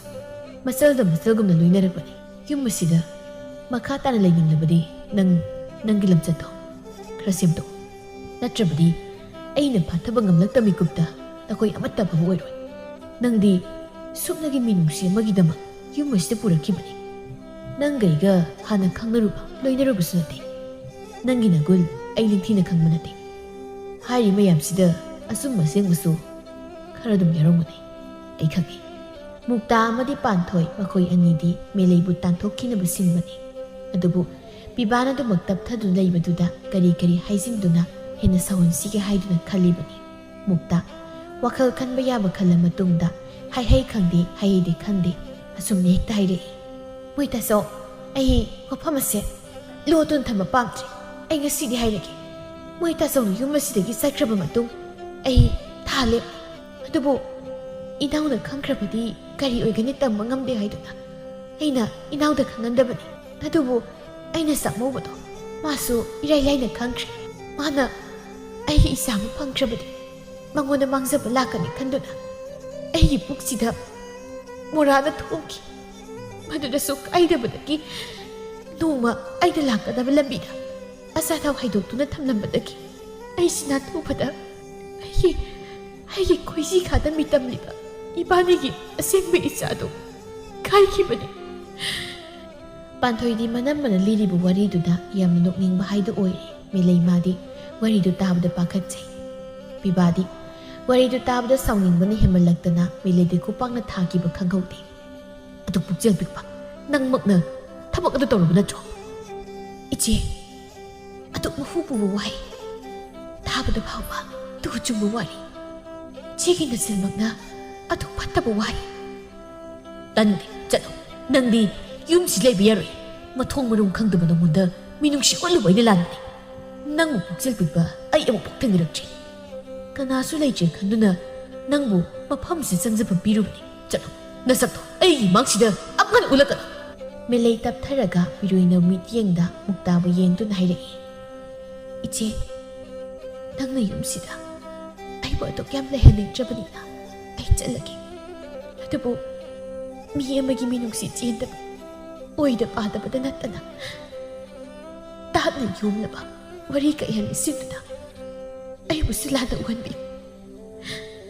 Iche na hausi sepjin sajindu likriba warido ichegi punsida tasegna magthokpa oyuko aina landaba magta oirabadi. Ichegi mitta icha amatta uba phangdaba oyuko. Mukta pakhatna ingtharamadu toklaga hairei. He kaino nangna haido sakka tawine yam thuna kokthok ngaikuho haima sakre phatti haibane kokthokamo. Melay hanna phau yengda magi khongtuna pubu mafamda chatkre. Yarse man hairaga hekta thungdong nate nangnabu laluradi kaisu thungoi chakrasa. Manu yumsi hek lakpadagi pothapam khongdrabani aisu kari namgi minungsi yenglubana haido hek yaurabani. Asumna melay madi adumak chatkre. Mayumda satnurubasu magi yumfamduda yumadudi atek akaitana thanduna isong songsindu leiramne. Madu ubda melay asuki matik thamoi sokle. Amama thengna haifau khangda akitu zungba amata leita migi sajin sayada yarektuna mafam khangda thunglu mafamda afangma thabak sudun laikre. Somda panthoyang madi mukta aduki matik penjari milayna yum thadoklaga chatkibasi. Biba masu yumda dumak lei. Thabak tu suloi hibadagi atopa anuba thabak lakpa ngaibu oina yumda ingkol koidun lei. Makoy hum harau lei. Nongmadi Panthoy amadi Mukta sumangda nungsa yaiduna wari sari. Inama, nangdi sasinnabaga yam male haiba. Yam thina male. Aidi tumina nokningba khangbuda sigi tawi. Mado ꯇꯥꯛꯅꯗꯤ ꯇꯥꯟꯊꯣꯛꯈ꯭ꯔꯒꯦꯅ ꯋꯥꯔꯤꯁꯦ ꯄꯪꯂꯤꯗ ꯂꯤꯁꯤꯟꯕꯅꯤ. ꯑꯗꯨꯗ ꯎꯄꯥꯏ ꯂꯩꯔꯛꯇ꯭ꯔꯗꯅ ꯑꯉꯥꯡ ꯀꯥꯏꯈ꯭ꯔꯦ ꯀꯥꯏꯅ ꯄꯪꯍꯥꯏꯗ ꯍꯥꯏꯖꯤꯟꯕꯅꯤ. ꯑꯗꯣ ꯑꯗꯨꯝꯗꯤ ꯃꯥꯟꯕ꯭ꯔꯣ? ꯑꯗꯨꯝꯒ ꯅꯠꯇꯦ, ꯌꯥꯝ ꯊꯤꯅ ꯃꯥꯜꯂꯤ. ꯑꯗꯣ ꯃꯥꯅ ꯁꯥꯞꯀ ꯇꯧꯔꯝꯃꯤꯗꯣ ꯑꯩꯗꯤ ꯄꯥꯈꯠꯂꯤꯕꯣ. ꯑꯃꯨꯛ ꯊꯨꯡꯉꯗꯤ ꯀꯃꯥꯏꯅ ꯇꯧꯗꯣꯏꯅꯣ? ꯑꯩꯁꯨ ꯄꯥꯈꯠꯂꯤ ꯏꯕꯦꯝꯃ. ꯏꯆꯥꯒ ꯄꯣꯛꯄ ꯉꯝꯗ꯭ꯔꯗꯤ ꯀꯃꯥꯏꯅ ꯇꯧꯅꯤ? ꯈꯪꯗꯦꯁꯦ, ꯃꯥꯅ ꯍꯥꯏꯔꯒ ꯍꯦꯛꯇ ꯊꯨꯡꯗꯧꯁꯨ ꯅꯠꯇꯦ. ꯍꯣꯏꯁꯦ, ꯋꯥꯈꯜ ꯍꯦꯟꯖꯤꯟꯅ ꯈꯟꯕ ꯌꯥꯄꯣꯟꯇꯦ. ꯑꯗꯣ ꯅꯣꯏ ꯇꯥꯆꯧꯅ ꯂꯥꯛꯑꯀꯥꯟꯗ ꯃꯗꯨꯒꯤ ꯃꯤꯂꯩ ꯍꯥꯏꯕꯤ ꯅꯨꯄꯤꯗꯨꯒꯤ ꯁꯦꯕꯥꯒ ꯇꯧꯕꯗꯣ ꯑꯩꯈꯣꯏꯅ. ꯑꯩꯗꯤ ꯀꯌꯥꯝ ꯁꯥꯎꯅꯤꯡꯉꯤ ꯈꯪꯕ꯭ꯔꯥ? ꯇꯧꯗ ꯌꯥꯗꯕꯒꯤ ꯇꯧꯁꯤꯟꯅꯔꯕꯅꯤ. ꯑꯗꯣ ꯀꯨꯏꯅꯗꯤ ꯇꯧꯗ꯭ꯔꯦꯗꯅ. ꯑꯩꯁꯨ ꯅꯨꯃꯤꯠ 2-3 ꯁꯨꯖꯤꯜꯂꯛꯄꯗꯨꯗ ꯃꯥꯒꯤ ꯁꯦꯕꯥ ꯁꯨꯝ ꯇꯧꯕꯗꯣ ꯁꯥꯎꯅꯤꯡꯉꯛꯇꯅ ꯊꯨꯅ ꯇꯥꯟꯊꯣꯛꯈꯤꯅꯕ ꯍꯦꯛꯇ ꯁꯤꯟꯕꯅꯤꯗꯅ. ꯑꯩꯁꯨꯅꯤ. ꯑꯗꯣ ꯃꯥ ꯂꯩꯔꯤꯀꯥꯟꯗ ꯏꯕꯥꯅꯤꯅ ꯐꯝꯆꯥ ꯆꯥꯔꯒ ꯂꯩꯕꯗꯣ ꯅꯨꯡꯉꯥꯏꯇ꯭ꯔꯣ? ꯅꯨꯡꯉꯥꯏ. ꯏꯁꯥꯒꯤ ꯐꯤ ꯐꯥꯎ ꯁꯨꯕ ꯅꯠꯇꯤꯌꯦ. ꯄꯤꯕꯥ ꯂꯣꯏꯅ ꯇꯥꯍꯧꯔꯦ, ꯑꯗꯨꯕꯨ ꯀꯔꯤꯁꯨ ꯍꯥꯏꯔꯨꯗꯦ. ꯃꯤꯂꯩꯒꯤꯕꯨꯗꯤ ꯈꯜꯂꯒ ꯌꯥꯝ ꯅꯨꯡꯉꯥꯏꯖꯔꯝꯗꯦ. ꯑꯗꯨꯅ ꯃꯥꯕꯨ ꯌꯨꯝꯁꯤꯗ ꯑꯃꯨꯛ ꯄꯨꯁꯤꯟꯕꯤꯔꯒꯦ ꯈꯜꯂꯤ. ꯍꯟꯗꯛꯇꯤ ꯃꯥꯒꯤ ꯅꯨꯄꯤ ꯑꯃꯗꯤ ꯃꯆꯜꯅ ꯍꯥꯏꯕ ꯋꯥ ꯊꯥꯖꯔꯣꯏ ꯍꯥꯏꯅ ꯈꯜꯂꯤ. ꯄꯤꯕꯥ ꯌꯨꯝ ꯑꯗꯨꯗ ꯅꯤꯡꯊꯤꯅ ꯂꯩꯇꯦ. ꯅꯨꯃꯤꯠ ꯑꯗꯨꯗꯒꯤ ꯃꯤꯂꯩꯒꯤ ꯈꯣꯡꯒꯨꯜ ꯂꯤꯕ ꯑꯗꯨꯝ ꯆꯠꯂꯤ. ꯑꯗꯨꯕꯨ ꯃꯥꯒꯤ ꯃꯋꯥ ꯃꯄꯥꯎ ꯑꯃꯠꯇ ꯇꯥꯕꯗꯤ ꯐꯪꯗꯦ. ꯄꯥꯟꯊꯣꯏꯁꯨ ꯃꯌꯨꯝ ꯄꯥꯟꯈ꯭ꯔꯦ. ꯅꯤꯡꯉꯣꯜ ꯑꯃꯅ ꯃꯄꯥꯝ ꯂꯩꯗꯅ ꯀꯌꯥꯝ ꯀꯨꯏꯅ ꯂꯩꯅꯤ? ꯃꯇꯝꯒꯤ ꯃꯇꯨꯡ ꯏꯟꯅ ꯄꯥꯟꯈ꯭ꯔꯦ. ꯃꯨꯛꯇ ꯃꯆꯥ ꯑꯃꯠꯇ ꯎꯕꯒꯤ ꯃꯃꯤ ꯂꯩꯇꯦ. ꯃꯥꯏꯕ ꯃꯥꯏꯕꯤ ꯀꯌꯥ ꯑꯃ ꯇꯥꯟꯅꯔꯦ, ꯑꯗꯨꯕꯨ ꯎꯄꯥꯏꯗꯤ ꯂꯩꯔꯝꯗꯦ. ꯃꯨꯛꯇ ꯅꯤꯡꯉꯝꯗꯕꯅ ꯄꯤꯛ ꯊꯜꯂꯛꯏ. ꯑꯩꯁꯦ ꯀꯌꯥꯗ ꯋꯥꯈꯜ ꯊꯦꯜꯂꯨꯔꯕꯅꯣ? ꯏꯄꯨꯔꯣꯏꯕꯕꯨ ꯅꯨꯡꯁꯤꯕ ꯈꯝꯕꯟꯕꯅ ꯍꯦꯃꯟꯈꯤꯕꯅ ꯃꯔꯥꯏꯕꯛ ꯊꯤꯔꯕ ꯏꯃꯥꯕꯨ ꯌꯨꯝ ꯑꯁꯤꯗ ꯑꯣꯠꯄꯤ ꯅꯩꯕꯤꯗꯨꯅ ꯄꯥꯞꯀꯤ ꯃꯁꯛ ꯑꯣꯏꯔꯕ ꯃꯔꯥꯜ ꯑꯗꯨꯕꯨ ꯁꯤꯖꯤꯟꯕꯤꯈꯤꯕꯒꯤ ꯃꯗꯨꯒꯤ ꯃꯍꯩ ꯉꯁꯤꯗꯤ ꯐꯪꯂꯦ. ꯅꯨꯄꯤ ꯑꯃꯒꯤ ꯃꯐꯝꯗ ꯃꯥꯒꯤ ꯅꯨꯄꯥꯅ ꯑꯇꯣꯞꯄ ꯅꯨꯄꯤ ꯄꯨꯁꯤꯜꯂꯛꯄꯗ ꯍꯔꯥꯎꯒꯗꯕ ꯀꯅꯥꯁꯨ ꯂꯩꯇꯦ. ꯑꯗꯨꯕꯨ ꯃꯇꯥꯡꯅ ꯃꯇꯝꯅ ꯌꯥꯗꯕꯒꯤ ꯃꯥꯕꯨ ꯌꯨꯝ ꯑꯁꯤꯗ ꯏꯄꯨꯔꯣꯏꯕꯅ ꯃꯥꯕꯨ ꯄꯨꯔꯛꯈꯤꯕꯅꯤ. ꯑꯩꯅ ꯂꯣꯟꯅꯕꯤ ꯅꯠꯇ꯭ꯔꯕꯁꯨ ꯏꯆꯜ ꯑꯃꯒꯨꯝ ꯑꯩꯒꯤ ꯏꯄꯨꯔꯣꯏꯕꯗ ꯍꯥꯏꯖꯔꯒ ꯌꯨꯝ ꯑꯁꯤꯗ ꯂꯩꯃꯤꯟꯅꯔꯝꯂꯕꯗꯤ ꯑꯁꯨꯛ ꯀꯟꯕ ꯄꯥꯞꯁꯦ ꯐꯪꯂꯝꯂꯣꯏꯀꯣ. ꯄꯨꯝꯅꯃꯛ ꯃꯤꯀꯨꯞꯇꯨꯗ ꯁꯤꯜꯂꯝꯂꯕꯗꯤ ꯏꯄꯨꯔꯣꯏꯕ ꯃꯥꯅꯁꯨ ꯑꯩꯒꯤ ꯏꯅꯥꯛꯇꯒꯤ ꯂꯥꯞꯊꯣꯛꯅ ꯂꯩꯔꯝꯂꯣꯏꯀꯣ.